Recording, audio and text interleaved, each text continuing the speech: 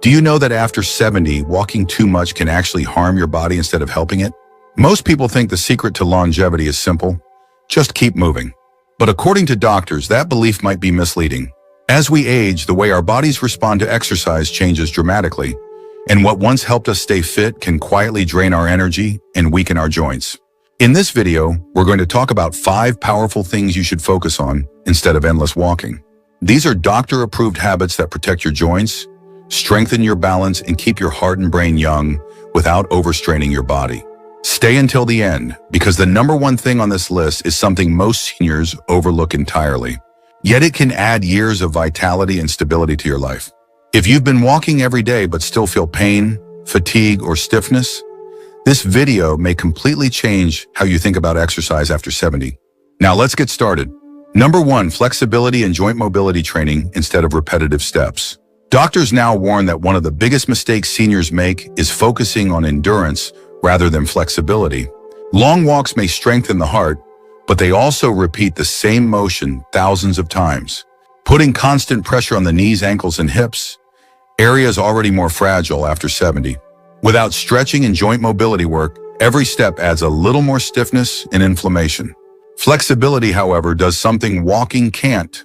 It restores range of motion and keeps your joints lubricated. When you stretch, synovial fluid circulates around your joints, reducing friction and improving balance. That means fewer aches, fewer injuries, and smoother movement overall.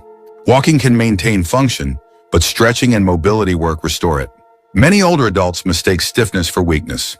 I once met a retired librarian named Margaret, 80 years old, who proudly said she walked 5 miles every morning, yet she struggled to bend down to tie her shoes or turn her head while backing up her car. Her problem wasn't strength, it was flexibility.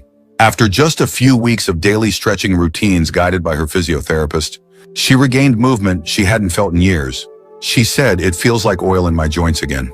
When you make flexibility part of your routine, you'll notice everyday life becoming easier, reaching for objects, getting up from chairs, turning your head while walking. You'll also reduce the inflammation that causes joint pain and arthritis. Walking alone doesn't deliver these benefits. Think of your body like a musical instrument. It doesn't just need movement, it needs tuning. Without flexibility, even the simplest walk can become a strain. Instead of a joy, stretching and mobility work ensure that every step you take is lighter, smoother, and free of pain. To live long, you don't just need endurance, you need fluidity. Walking keeps your body going forward, but flexibility allows you to move freely in every direction, to turn, reach, twist, and truly live. That freedom of movement is the real mark of vitality at any age. Number 2, balance and coordination exercises instead of long-distance walking.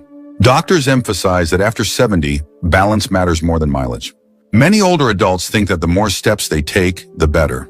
But in reality, walking long distances without training, your balance increases your risk of falls, dizziness, and joint wear. As we age, our sense of equilibrium weakens, our reflexes slow, and our inner ear, the body's natural stabilizer, loses sensitivity. That's why balance-focused movements are far more valuable than piling on steps.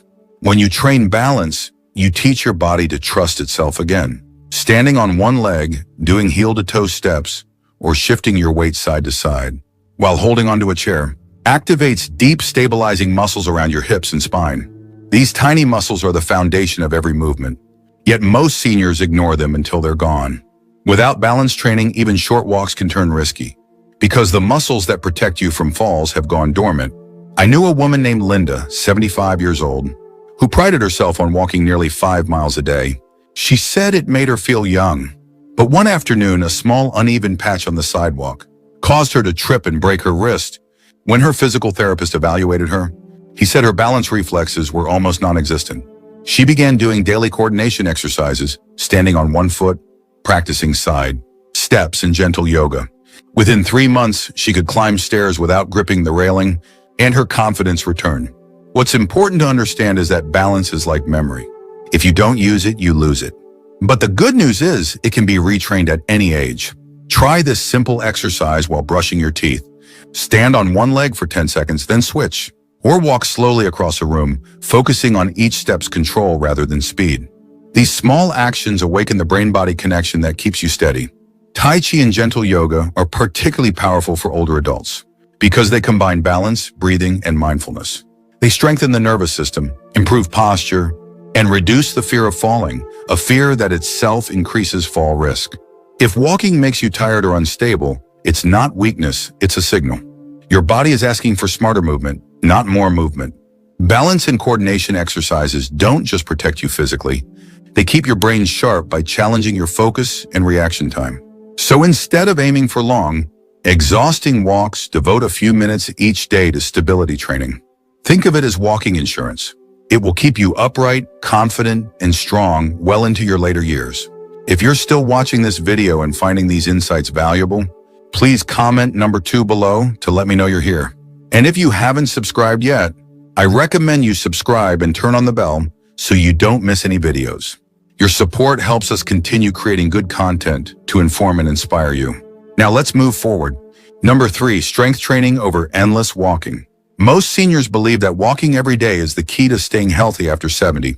While walking is beneficial, doctors now warn that relying on it too heavily can actually accelerate muscle loss. Here's why walking is great for light cardiovascular activity, but it doesn't strengthen your muscles, bones, or balance systems in the way your body now needs. As you age, you naturally lose muscle mass, a condition called sarcopenia. The muscles that support your knees, hips, and spine weaken first, leading to poor posture, slower reflexes, and a higher risk of falls. Walking may keep your joints moving, but it doesn't rebuild strength in those muscles. The truth is, what most seniors need is not more walking, it's more resistance. I once met a retired engineer named Paul, 78 years old, who walked every morning for nearly 2 hours. He thought he was doing everything right, until he began noticing knee pain, fatigue, and trouble standing up from his chair. His doctor told him, "You're wearing yourself down, not building yourself up." Paul started doing 20-minute strength sessions 3 times a week, focusing on squats, arm lifts, and core exercises. Within months, his energy came back, his balance improved, and he said he felt 10 years younger. The beauty of strength training is that it's adaptable. You don't need a gym. You can use a sturdy chair for squats, water bottles for weights, or even push gently against a wall to engage your muscles. What matters is consistency and form. Walking keeps you mobile, but strength training keeps you independent. The stronger your muscles, the less pressure you put on your joints and heart. That's why doctors say walk less, move smarter. Your goal is not to walk farther, it's to walk stronger. And don't forget, strength training doesn't just build the body, it sharpens the mind. When your muscles engage, your brain fires signals that enhance focus, coordination, and memory. Each movement becomes a small act of renewal. If you're used to long daily walks, try replacing part of that time with light strength work. Even 15 minutes a day can dramatically transform how your body feels and functions.